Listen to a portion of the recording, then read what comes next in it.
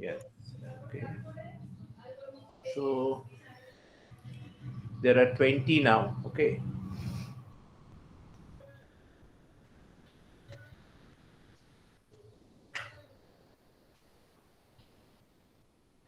I think you have more than 35, right?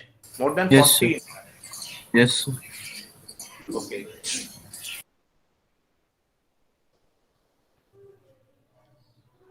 So I think you have heard that possibly from 16th of November, your offline classes will start. So Yes, sir. maybe the last part of the course that's maybe in an offline mode, and also your mid-term examination. Have you heard anything so far about the date? Sir, I asked our coordinator, but he said that he hasn't been informed anything as of now. So there's no information as of now, right? But it has to be there. I mean, Yes, same examinations have to be taken. yes. So now all of you, could you please switch on your video for a few seconds? Oyun Jana,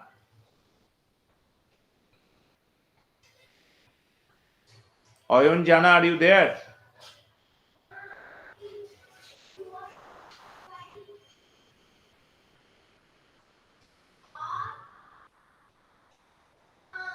Srija, Devangana, then Chirantan is there, and okay. Hassan Sahadi, are you there? Yes, sir. So could you please turn on your video for a few seconds? Okay, okay, fine. And then show me Mondol. Okay. Prashant Kumar, are you there? Yes, sir. So could you turn on your video? Okay, fine, fine. Okay, I have seen you. Shayoni Roy, Yes, sir. you have logged in from two devices or what? Yes, sir. One from desktop and one from mobile. Okay, so could you please turn on your video for a few seconds?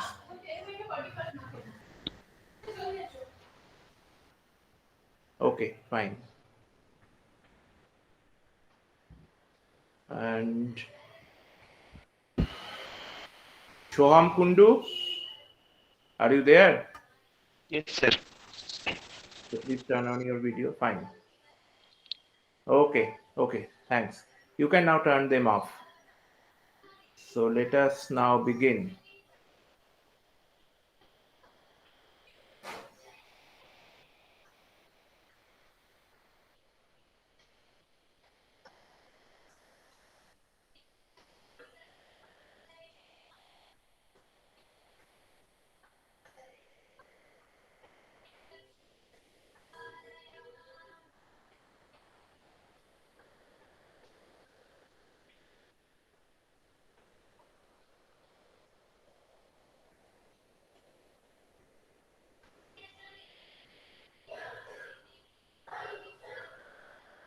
I think in the last class we were talking about the different kinds of multiple access techniques, and we had mentioned that the classical multiple access techniques, I mean the whole issue of multiple access comes up because when we design and launch a satellite, the cost involved is very high.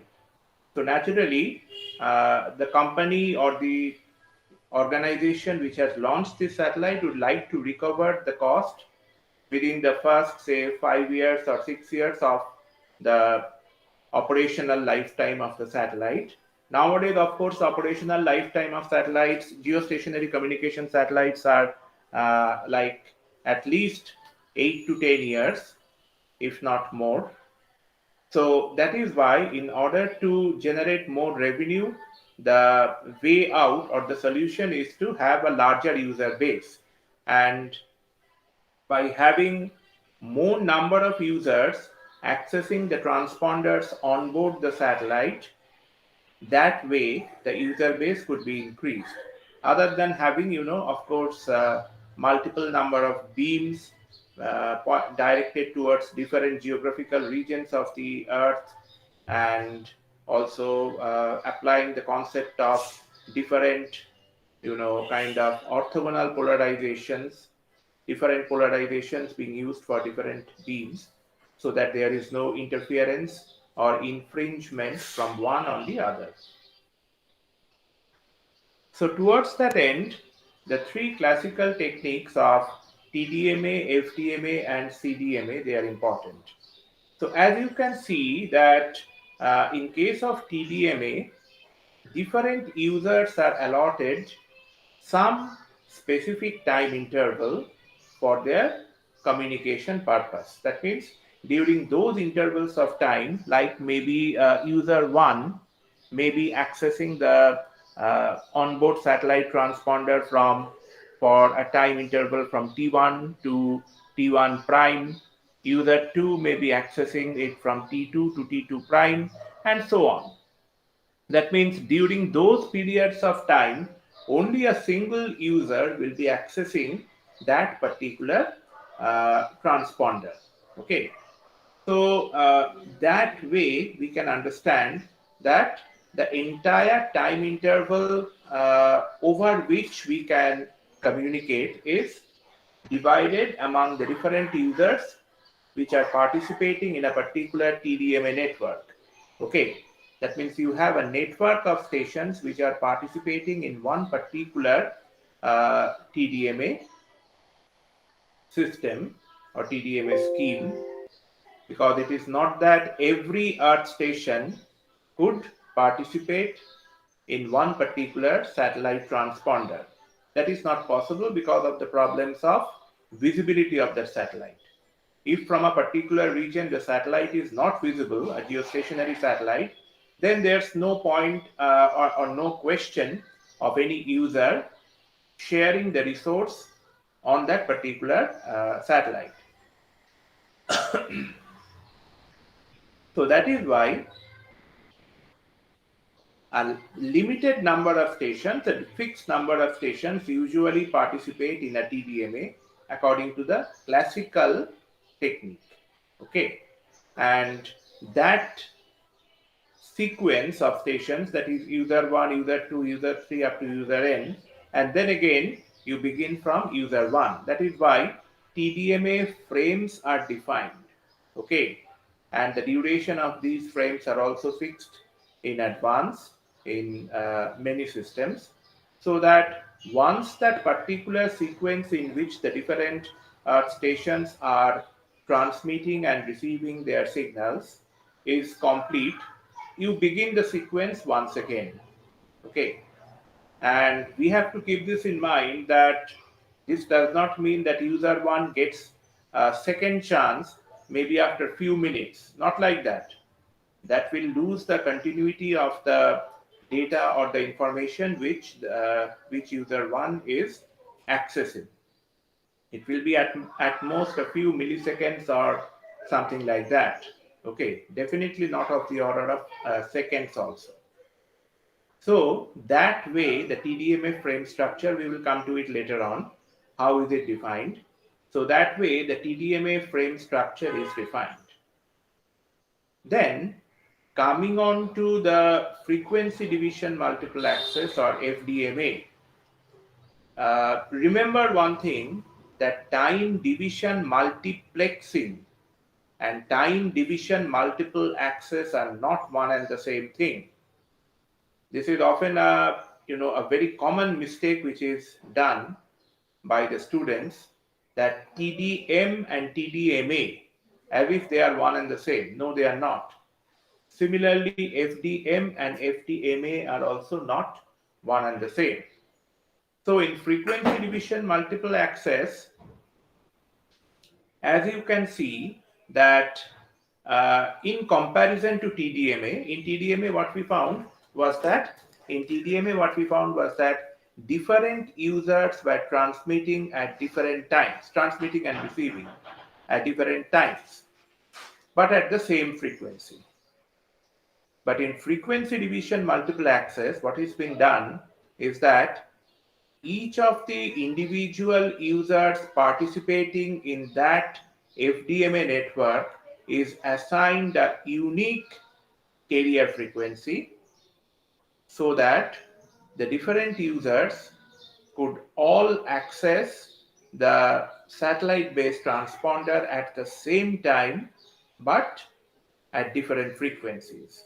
Okay, so in TDMA, there is overlap with respect to frequency. Okay, all are using the same frequency.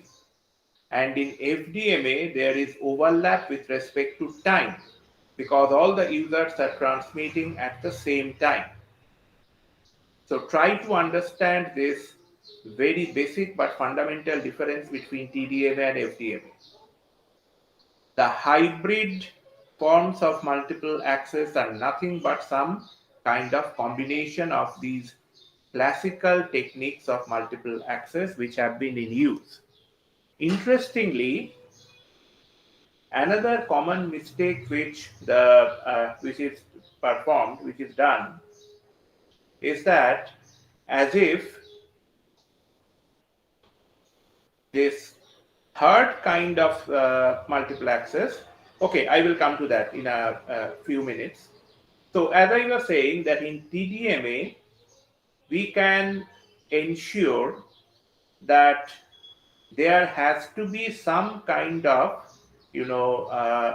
time synchronization facility between the different users, because all these different users may be geographically separated from each other. The separation may not be too large, maybe within the same country or something like that, but then that separation will be there. Okay. So until and unless the clocks are perfectly synchronized at all these user ends, so T1 at user 1 will differ from T1 at user 2, because until and unless the clocks are all synchronized. So that is why in case of TDMA, there is a very important and stringent requirement of having synchronization, time synchronization present among all the participating network stations or earth stations.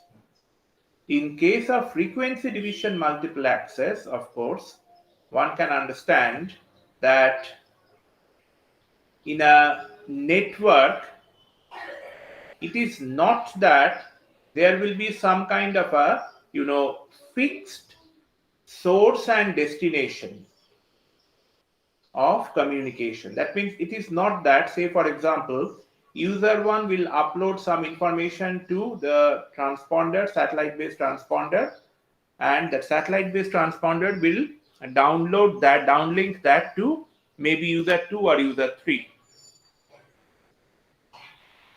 It may so happen that at certain interval of time, user 1 may be communicating with user 2 because that's a participating station under the network, or user 1 may be communicating with user 3 or any other user within that network. So, because each of these individual stations are allocated a unique carrier frequency, so you could understand that every user should be equipped to receive signals at all the different frequencies, carrier frequencies, which are assigned to that particular network. Do you get this point? Yes, sir. Yes, sir. That is, in FDMA, because user 1 may at some time be receiving signals from user 2 or user 3 or any other user in that network. So user 1, the receiver at user 1 should be capable of receiving signals at different frequencies other than its own. It should not be, otherwise it will be a kind of a fixed communication network with no flexibility. That means perhaps only user 1 to user 2 or user 1 to user 3. No, that is not the objective. The objective is that there should be communication among the various network earth stations also in that FDMA scheme. So you can understand that the receiver should have the capability of receiving multiple frequencies. So when the question comes of receiving multiple frequencies, by now from your other classes, I think you are aware that that essentially means you need to have parallel stages of the receiving system with different clock frequencies, okay, like different local oscillators. So in case of each of these users in FDMA network, there has to be the provision of different frequency local oscillators being present in parallel, so that depending on which signal it wants to receive, it can tune on to that particular frequency.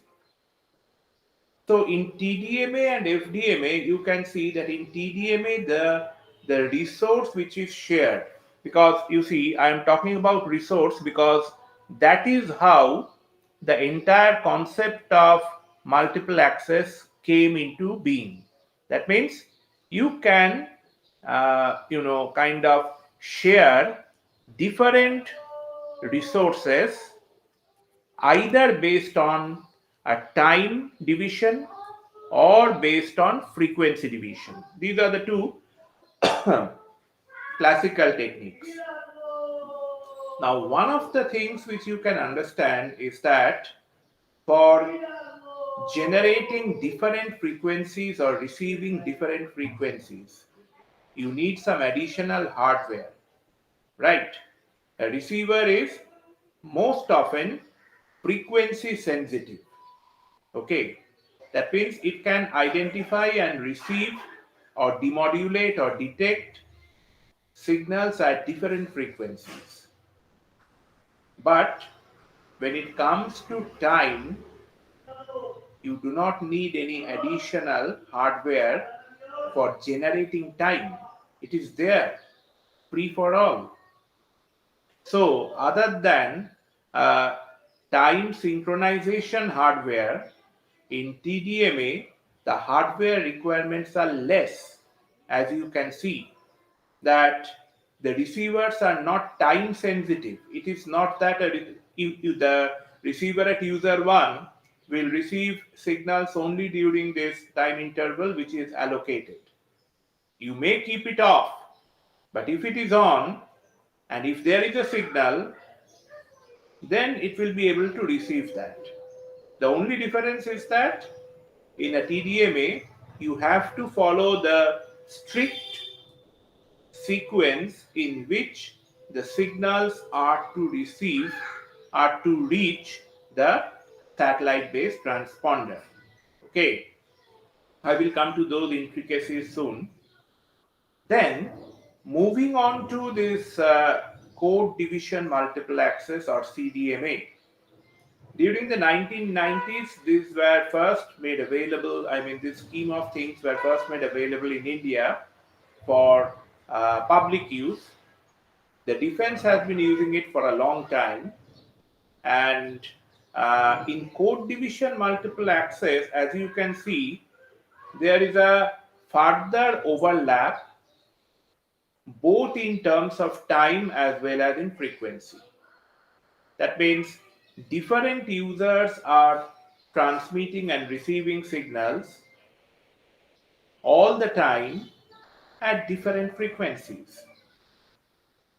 So naturally, compared to TDMA or FDMA, where we had overlap either with respect to frequency in case of TDMA or with respect to time in FDMA, in CDMA, we have overlap in both of these resources, time as well as frequency. So a receiver being essentially, frequency sensitive needs to have at least one more distinguishing feature present in the signal in order to identify the user. Okay, because different users are transmitting at different frequencies all the time. So how does the receiver identify that which user is from which user it is receiving the signal? So that is why a pseudo random noise code, which is a random sequence of ones and zeros, that is allocated. It's a unique one for each of these users which are participating in a CDMA network. Now there, as I was mentioning a short while back, that there once again sometimes we make the mistake that CDMA and spread spectrum, these are as if one and the same things. They are not. CDMA and spread spectrum are not one and the same thing. In some of the books, you will also find it is written as if they are one and the same thing, but they are not. One is the principle, other is the application. That means using the principle of spread spectrum, we achieve the application of code division multiple access. Now, interestingly, the technique of spread spectrum that has been in use in the military globally for a long time. Almost it began around 1940s. Okay, and very surprisingly, this concept of spread spectrum was first, suggested and implemented not by any renowned scientist or engineer. It was an Austrian actress. Okay, she was an actress who worked as a spy during the Second World War. It was she who first put forward this concept of spread spectrum.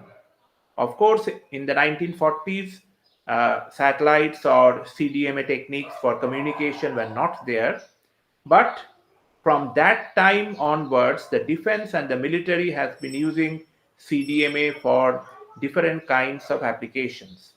Even nowadays, it is very much in use, perhaps not in the classical form, but definitely in some kind of a hybrid form. We will see maybe a few of those hybrid examples.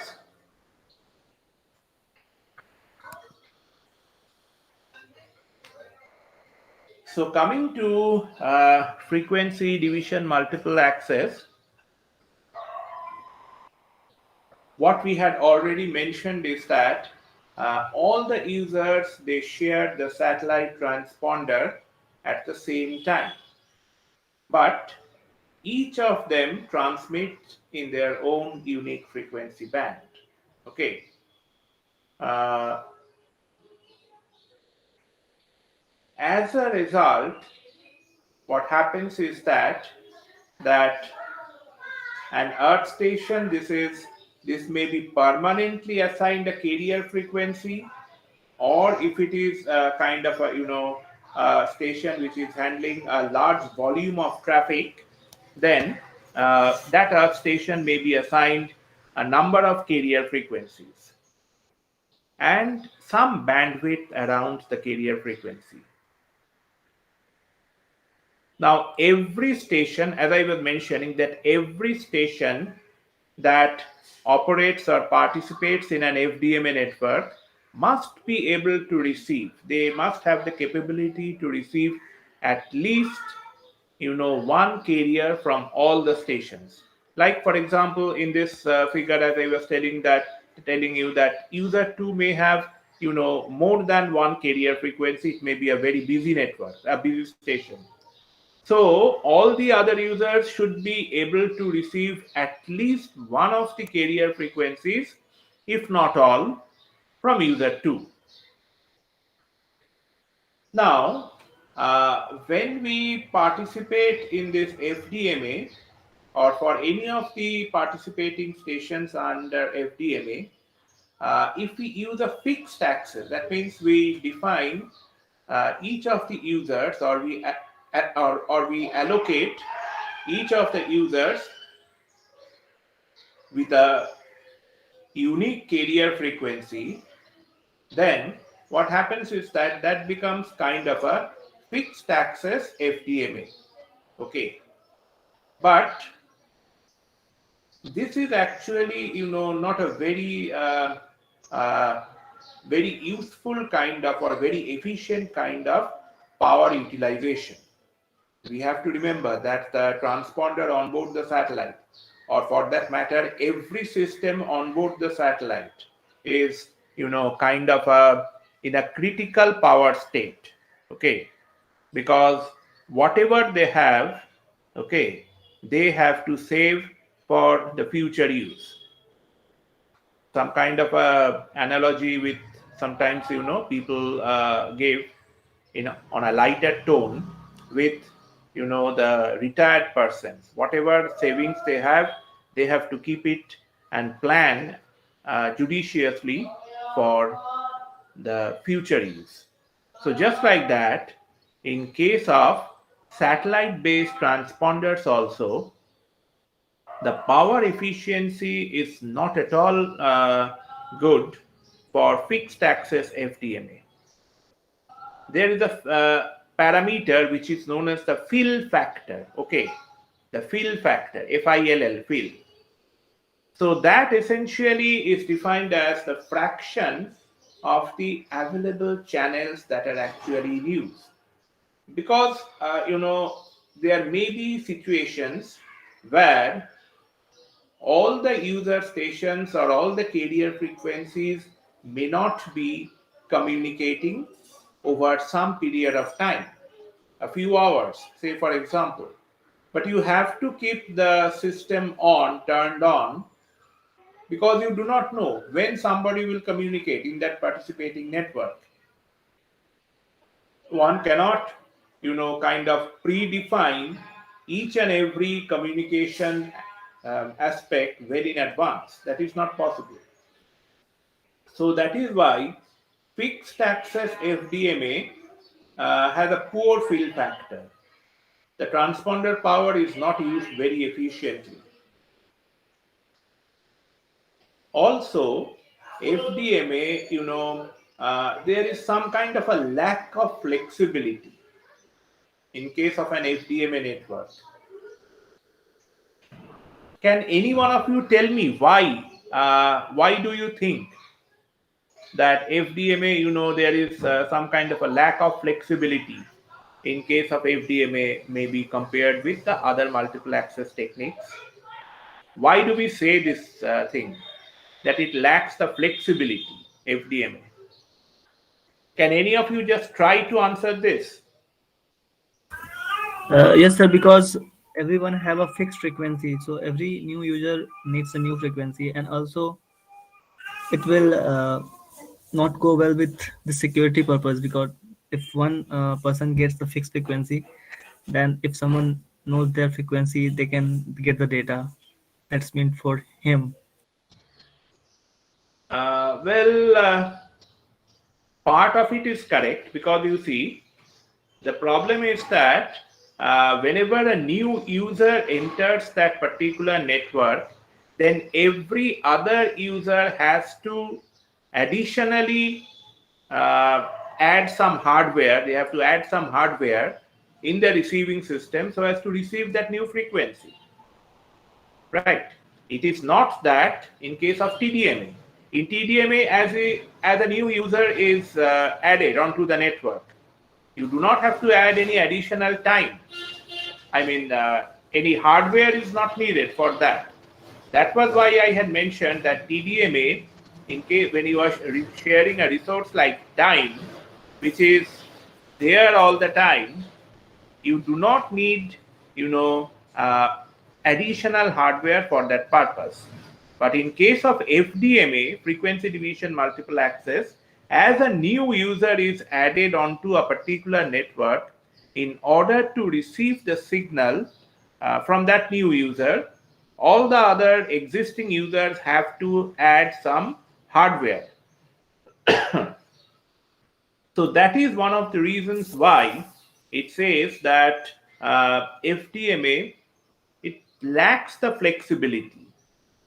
particularly when you are talking about fixed access FDMA. That means a particular user is assigned a particular carrier frequency, and beyond that, it does not have any capability whatsoever of adding new frequencies, even if there are additional traffic to take care of.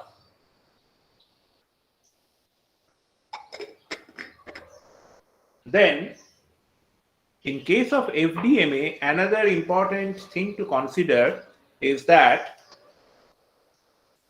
because there are multiple number of users and hence multiple number of carrier frequencies which are present in the network, because every user needs to have the capability to receive signal from all the other users as well in an FDMA network, so it may so happen that because there is overlap in time in an FDMA network, so user 1 may be receiving signals from user 2, from user 4, from user 5, because there is overlap in time. It is not that user 2 will communicate with user 1 and at that time all other users will remain silent. Not like that. So there will be multiple number of carrier frequencies present in the receiver at the same time. That situation is very much there in case of FDMA.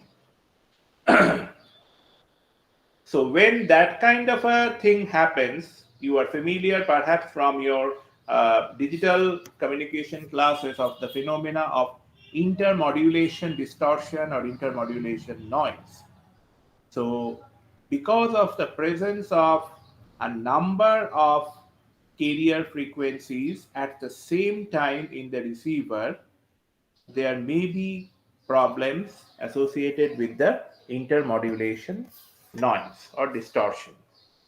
So that is why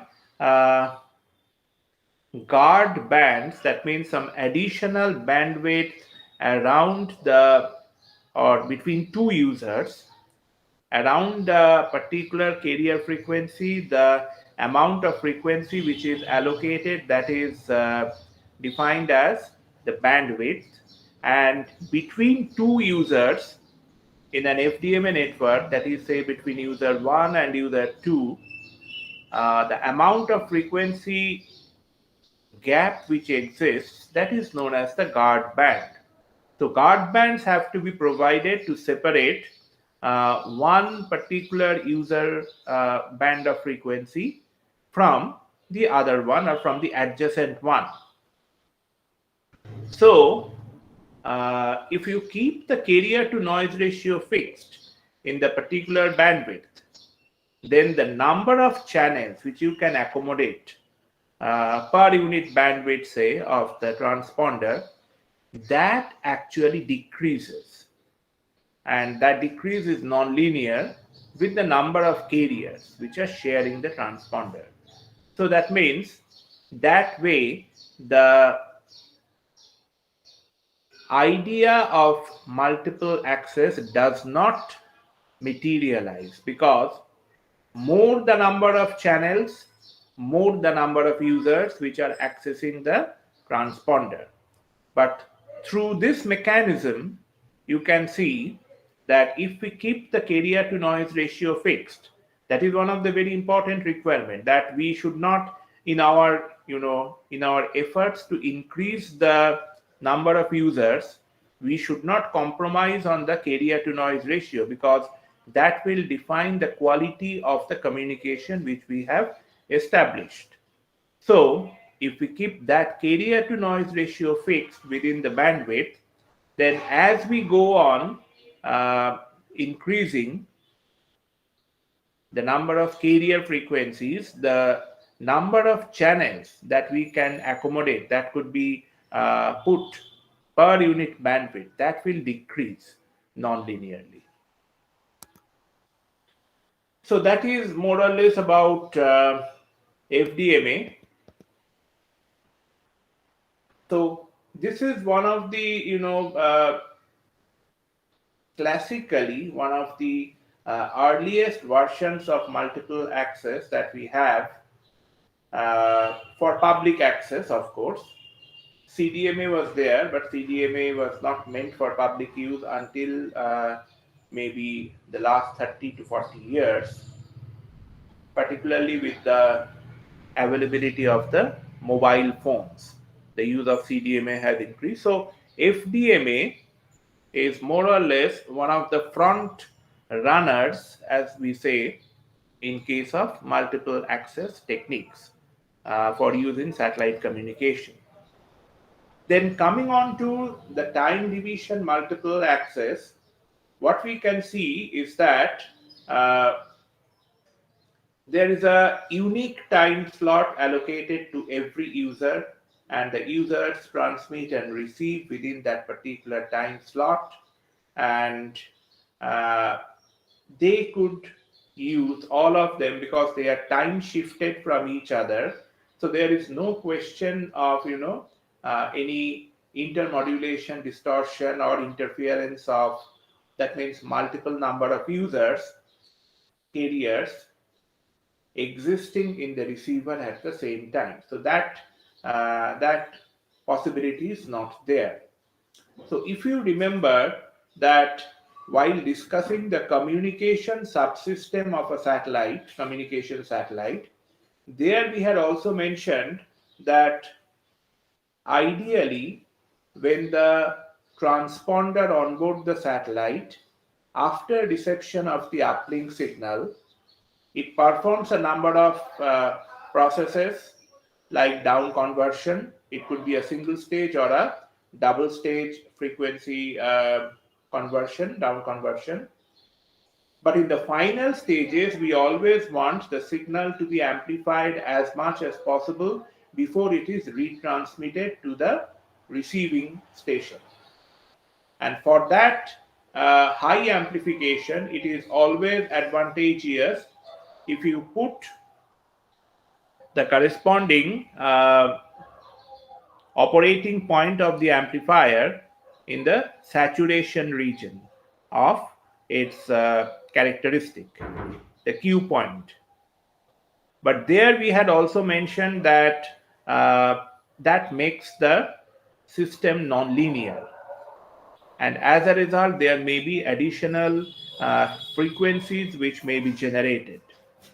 Like if you have something like cos square omega t, then that could give rise to cos 2 omega t component also of frequency. So in order to avoid that, what we had suggested at that time is that we will provide some kind of output back off. Okay, that means we will move the operating point of the output amplifier from the saturation region to the linear part of its characteristic. And that output back off could be of the order of like 6 to 7 dB. And this output back off actually ensures that there are no additional undesired frequencies which are generated in the receiver. So similarly, in case of TDMA also, we could find that in comparison to FDMA, where we were facing the problems of having multiple carriers being present in the receiver at the same time, in TDMA, because there is an overlap in frequency, that is, different users are transmitting at different intervals of time. They are all like kind of unique time slots. So there are no possibilities of any intermodulation product being generated in a TDMA system. Also, because of the fundamental fact that you do not have to create time, additional time. So it becomes easy whenever, according to demand assignment, new users are pushed into a particular network. That means additional stations become part of an existing network. At that time, it is easy to reconfigure. A TDMA network is easy to reconfigure for kind of on-demand traffic usage. Okay, that means whenever there is a dynamic requirement of additional users to be accommodated or included in a particular network, then it becomes easy if you are working with TDMA compared to FDMA. But in TDMA, the challenge comes somewhere else. That means in case of TDMA, because you have a number of earth stations which are kind of geographically distributed from each other, so the requirement is that this sequence which we have shown, that means first with respect to time, first user 1 gets a time slot, then user 2, then user 3, and once the sequence is complete, then once again you go back to user 1, user 2, and so on. So these time slots or time intervals are actually with respect to the transponder, not with respect to the earth stations. The point I want to make is that this sequence, that is user 1 first, user 2 second, user 3 third, and so on, this should be the sequence at which the signals should enter the transponder or access the transponder. This is not the sequence at which they will start the communication, because different earth stations or different users may be at different distances from the satellite, because all the users are geographically distributed from each other.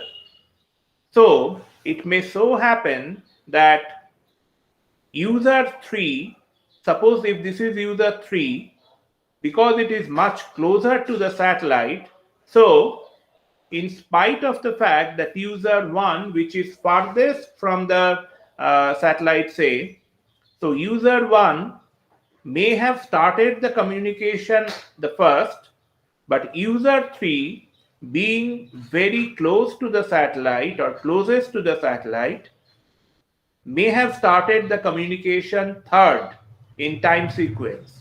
But because of the shorter distance, that signal might reach the satellite transponder earlier than that from user 1. So the sequence has to be maintained at the satellite transponder and not in which order they start the communication. Okay, this is something important to understand. That is why very precise time synchronization is needed, along with a kind of dynamic configuration and very accurate calculation of the signal propagation time. That means user 1, if it is, for example, farthest from the satellite, it should calculate that what is the signal propagation time from my station to the satellite. And so, in order to maintain this sequence, at what time I should start my communication within my allocated time slot. It cannot actually overshoot its time slot or kind of begin earlier. It cannot. So within that unique time slot, it has to decide that when I want to start my communication or transmit my burst of RF energy. Okay. So the sequence is maintained at the satellite transponder and not at the network, earth station network level. Okay. So that is why it is said that the participating earth stations have to adjust their transmissions to compensate for variations in satellite ranges. That is, depending on the range from each earth station to the satellite, there has to be some kind of inward internal adjustment among all the participating stations, so that the sequence is maintained in the satellite transponder. Now, as I was mentioning that uh, TDMA, it has got a definite frame structure.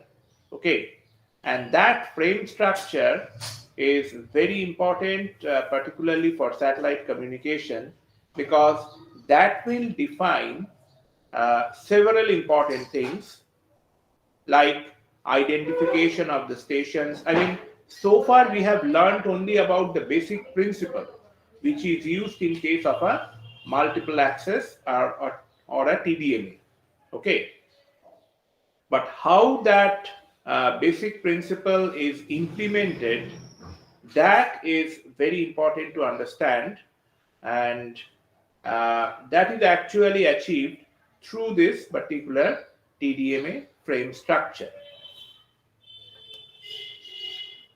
Just a minute.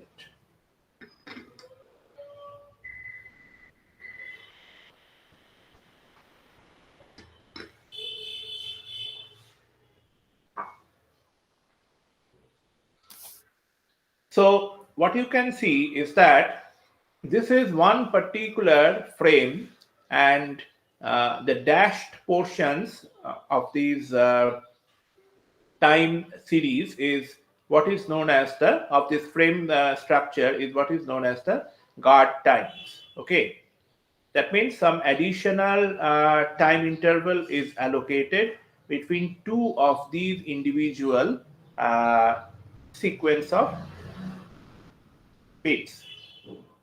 So a TDMA frame structure, as you can see at the very beginning, there is some kind of a supervisory burst from the control station. Within each particular TDMA network, there has to be some kind of a control station which will oversee the operation of this entire network, and with particular importance on emphasis on the time synchronization. So every frame in TDMA, it contains one or two reference bursts and a series of traffic bursts. By traffic bursts, what is meant is that when the user stations or the earth stations are communicating, that is actually the traffic portion. That means the information portion of the communication.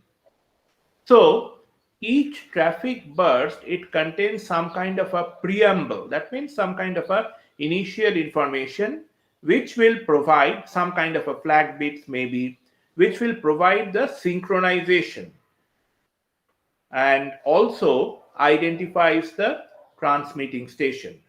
So as you can see that over here, for example, you have supervisory bursts from the control station, which maybe informs all the participating stations that now one particular frame is starting, and there is some kind of a guard time provided, and then you have the RF energy or the traffic burst from station 1, some kind of a guard time is provided, then you have the traffic burst from the station 2, then from station 3, and continues in that fashion. Now, one thing that we should remember is that in order to maintain the proper time synchronization and also the sequence at the satellite transponder, we might put one might put the guard times longer. But we have to remember that these times within a particular frame are actually the system overhead. That means the system is not earning any revenue during the guard times or during the reference burst or the preamble. Okay, it is only during the traffic bursts which is producing the revenue from the frame, from the TDMA frame structure. So, from the commercial point of view, ideally, the guard times should be as small as possible, but so that under that situation you get majority of your traffic bursts being accommodated within the TDMA frame, because the bursts are essentially the revenue generating part of the frame. And then the question or the problem then comes, because smaller is the guard time, you will need more intricate as well as more sophisticated time synchronization in order to maintain. That means more expensive hardware may be needed, more sophisticated hardware may be needed to provide the required time synchronization between the different stations. Then there is also a particular phenomena which is known as transponder hopping. That means a particular earth station, it may actually be accessing several transponders, okay, and those transponders may at times be located within the same satellite, but in case of a very resourceful earth station which has got multiple number of antennas, receiving antennas and transmitting antennas, they may be also from different transponders on different satellites. Okay, like one particular antenna may be tracking one particular communication satellite and accessing the transponder on board that particular satellite, while another antenna in that same earth station may be pointed towards another communication satellite and accessing another transponder. So a particular earth station may actually, transmit or receive information from several transponders, and this phenomena is known as transponder hopping. Now, coming to the question of the reference bursts, okay, that means at the beginning, as if you could kind of draw an analogy with the fact that whether the preamble or the reference bursts, they are actually kind of the role played at the beginning of a maybe an athletic race. Okay, that means maybe several athletes are competing in a particular race, and there has to be someone who will be starting that particular race. That means making all the satellites, making all the athletes aware that this is the position on the track where you should be. So as if the reference burst is performing the duty of that, duty like that. That means it is informing all the participating earth stations that this is going to be the beginning of this particular TDMA frame structure, and it provides a synchronization between all the transmitting and the receiving stations. So there are within the reference bursts a few bits and bytes. Like one of them is the carrier and bit timing recovery information. So that information is there. Secondly, we have a unique word, sometimes also referred to as the burst code word, and this is actually used, to indicate each frame. That means this unique word perhaps may be stored in a shift register, and there may be another shift register where all the bits are coming in one by one, and with each clock pulse they are being shifted, and finally these are the output bits. So when you want to be sure, when you want to confirm that whether this particular sequence of bits which you have received is corresponding to the stored unique word, you can perform a bit by bit simple, kind of XOR, or this is a symbol for an XOR gate, as you can understand, or simple correlation on a bit by bit basis. That means the bit in this particular register is correlated with this one, and the output is given to a particular accumulator or a summer circuit. And then the second one is also correlated with the second bit, and that input is also provided. So when there is perfect match, then what will happen is that this accumulator output will give input to the correlator, and then the output of the threshold detector will be high.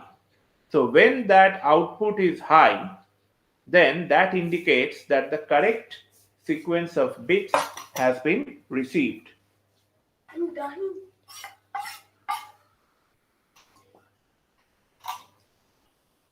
So this is the kind of hardware which is normally used for this unique word.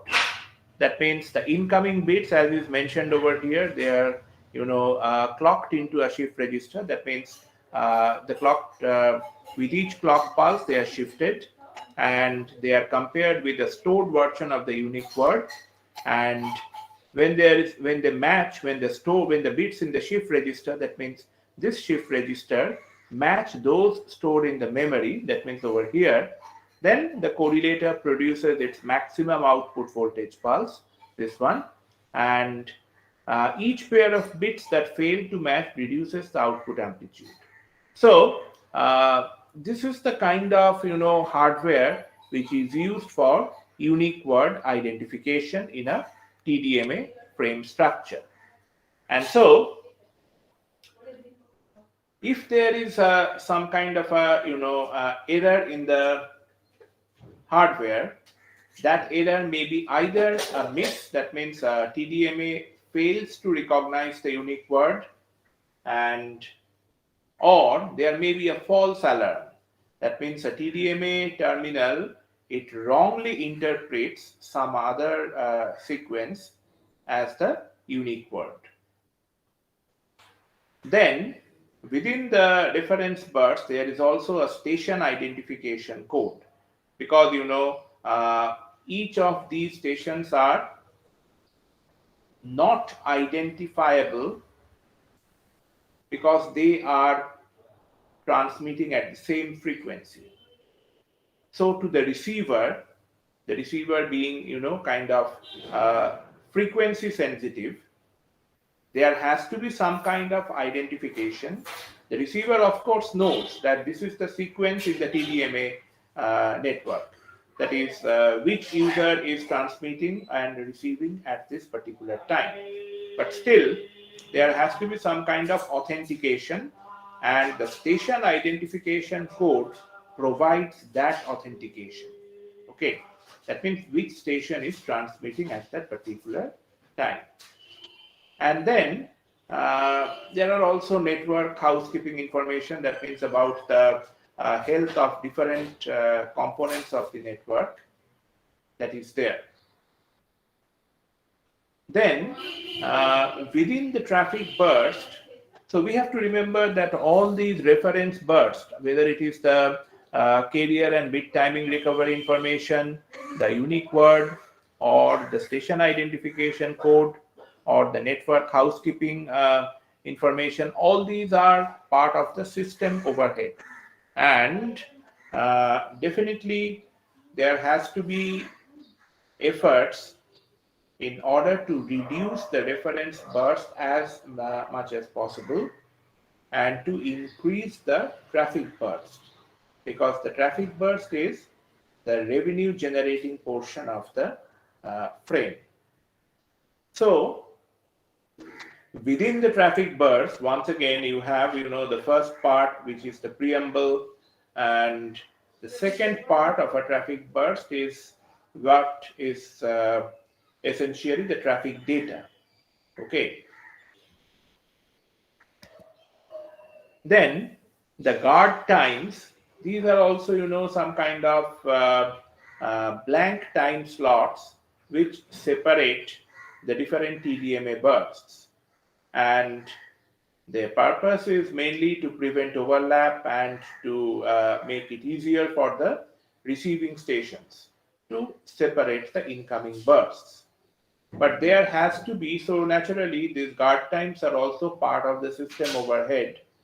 So there has to be some kind of a optimization between too short a guard time, for which you will require more precise and hence more expensive synchronization, and too long a guard time. So there has to be some kind of a trade-off or optimization between these. And typically in some of the textbooks you will find that for the Intelsat TDMA network, the guard times are usually of the order of about close to 1 microsecond. Okay, guard times. Nowadays, of course, they might have further reduced that. Okay, the guard time. Now, moving on to the third part, or the third kind of classical multiple access technique,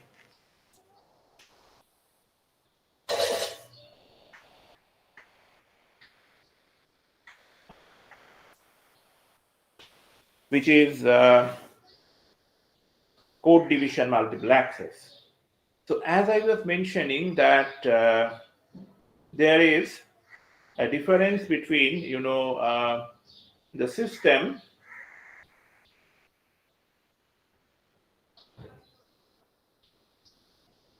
and the principle on which that particular system is developed.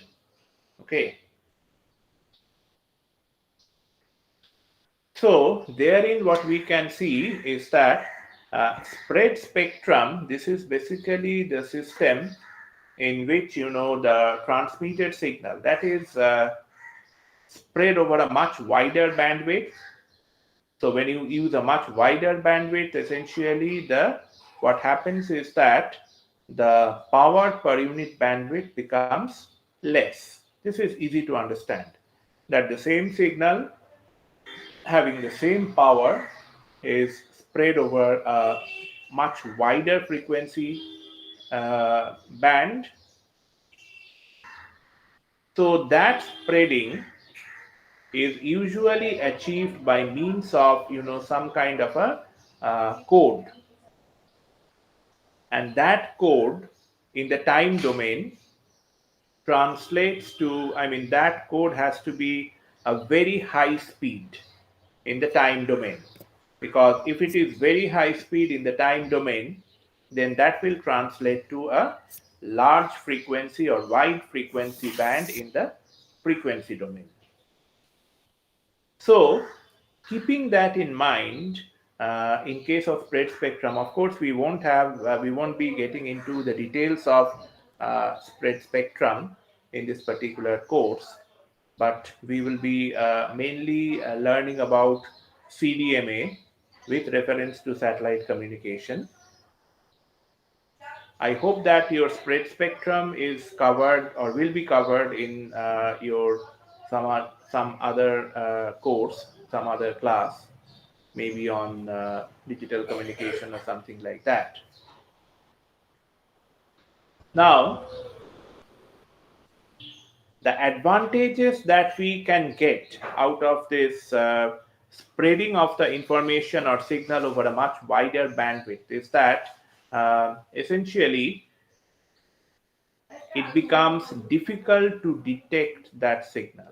Okay, not for the user, not for the authorized user, but for unauthorized users, because you are now spreading that entire information content over a much wider bandwidth, and because larger is the bandwidth, more expensive is the system, but more importantly, less will be the power per unit width or spectral power. Okay, so as a result, it becomes difficult for unauthorized users to uh, track that particular signal.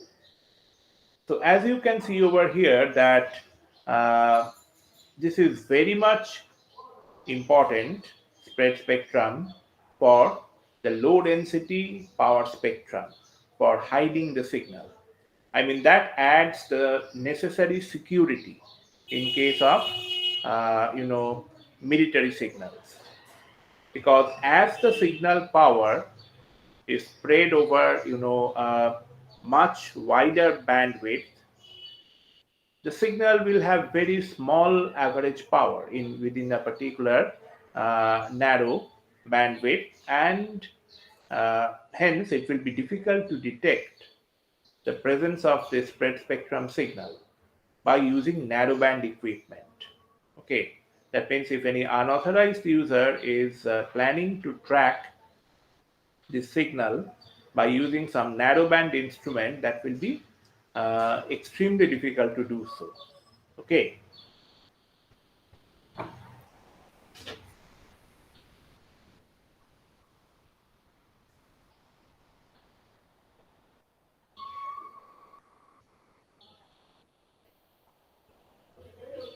Just a minute.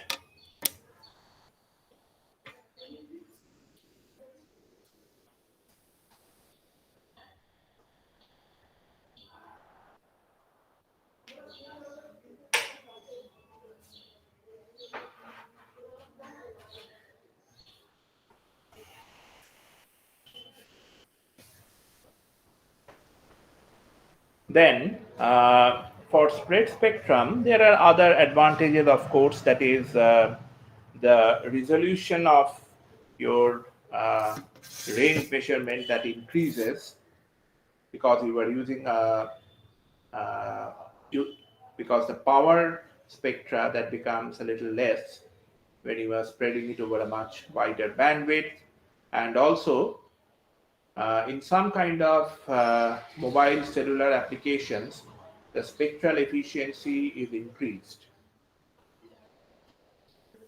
Now, spread spectrum that could, the classical technique of spread spectrum that could be classified, based on at least 2 to 3 kind of techniques. One of them is the direct sequence spread spectrum. Second is the frequency hopping spread spectrum, and the frequency hopping CDMA or frequency hopping spread spectrum, it once again includes, when I say that frequency hopping spread spectrum, I mean the principle is frequency hopping. And when I say frequency hopping CDMA, I mean that principle is used in case of a multiple access technique. So this frequency hopping technique, this is once again divided into slow frequency hopping and fast frequency hopping. And there could also be other variations like chart modulation, and of course nowadays hybrid spread spectrum.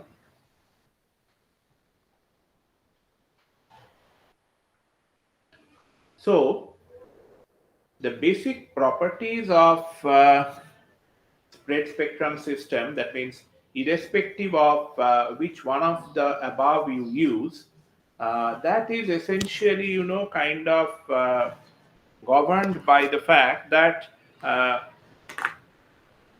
how you are achieving the increase in the in the spreading of the signals. Okay, that is the overriding principle or overriding consideration when you define the performance parameters of a spread spectrum system.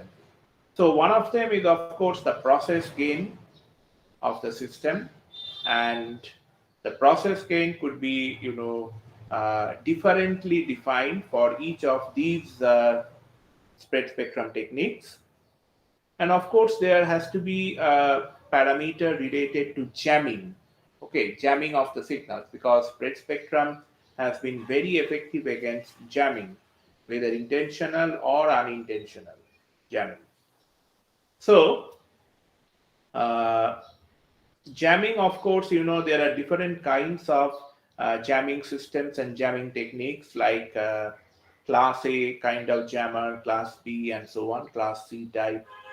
And uh, very often we also, when we are out on the road, we often experience this situation that, suppose we are having a mobile phone and we suddenly find that as soon as number of VIP vehicles they pass, and at that time the antenna signal in our mobile phones, they suddenly disappear or they drop. So that is an example of jamming of the signal as the particular entourage is passing us. Okay, when the convoy is passing us, when the VIP convoy is passing us, there are in one of the vehicles in that convoy a jammer which tries to, completely subdue all the other receiving signals in the neighborhood by using a very powerful signal. That is the kind of, usually a kind of class A kind of jammer. Okay. And then, there are other categories of jammers also, like sometimes you get into a building, and inside that building, like an auditorium or maybe a place of worship, and within that place of worship or auditorium, you find that you do not have any signal.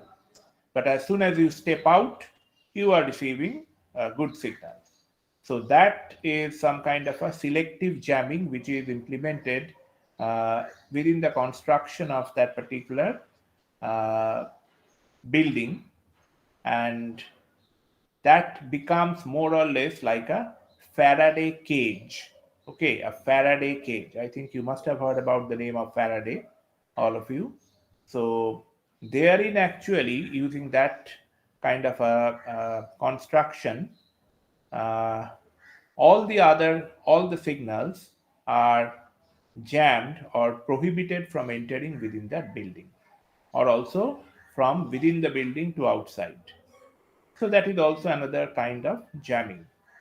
So the two basic properties of spread spectrum system are the process gain and the jamming margin. Although we must say that jamming is not always intentional. Okay, there is a particular phenomena which is known as multi-path effect, which could also sometimes, cause jamming of signals, and that is natural. That means, when somebody is receiving signal, when there is a transmitter and the receiver in the direct line of sight, and the transmitter is transmitting signal, and the receiver is receiving it along a direct ray path. In addition to the direct ray path, because the transmitting antenna is not unidirectional, that means it also has some side lobes other than the primary lobe. So there will also be a signal which is reflected from the ground or from the nearby building or nearby tree, say for example, and that may also reach the receiver. So the receiver has both a direct signal from the transmitter as well as a reflected signal from the ground or from a building or from a tree. So when these two signals, they kind of uh, arrive at the receiver, then there may be some kind of interference between them. That interference may be, like we know, constructive interference, or it could also be destructive interference. And so, depending on whether it is constructive or destructive, there could be sometimes also an enhancement of the signal. But that is not within our control. That means the side lobes of the transmitting antenna, in which direction will it transmit, and whether there will be any kind of reflection from any of the adjacent buildings or trees or things like that, that is not controlled, that could not be controlled by us. So that is why jamming happens sometimes out of this natural process. It is not that always jamming is done with some harmful intent, although that thing also happens. That means intentional jamming of signal is also there. Okay, I think I will stop here today because I will go to the different CDMA techniques in the next class.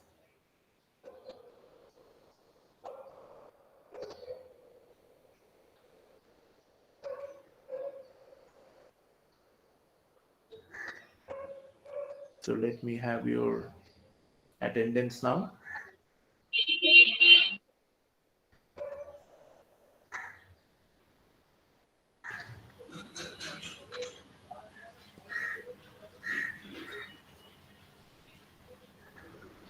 Three zero one, Present, sir. 302,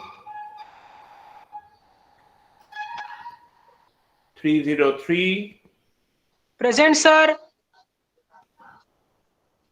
305, Present, sir. 306, Present, sir. 308, Present, sir. 309, Present, sir.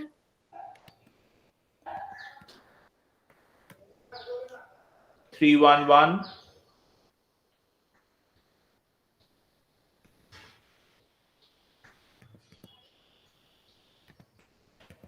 okay, then 313, Present, sir.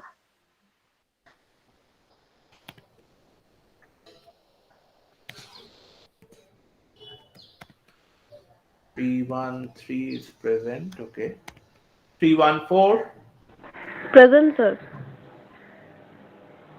315, Present, sir. 316, 317, 318, 319, 320, Present, sir. 321, Present, sir.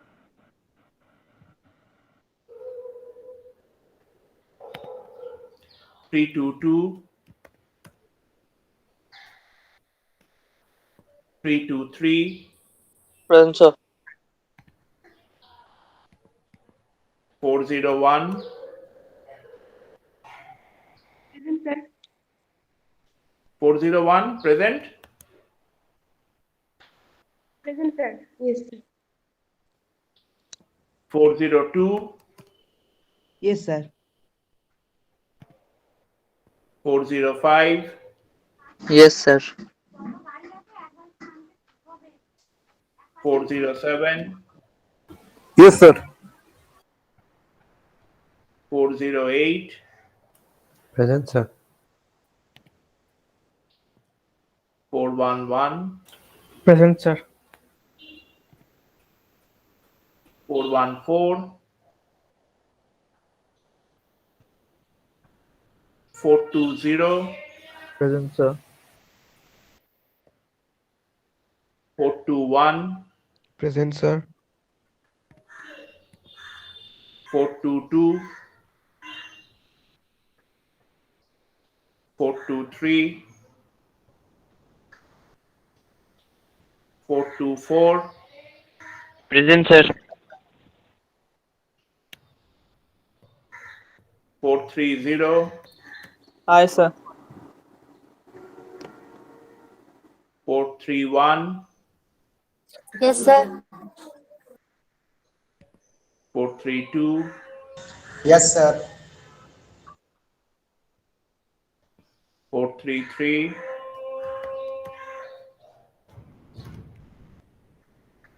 435, 436, Present, sir. 437, Present, sir. 438, Present, sir. 439, 440, Yes, sir. 441,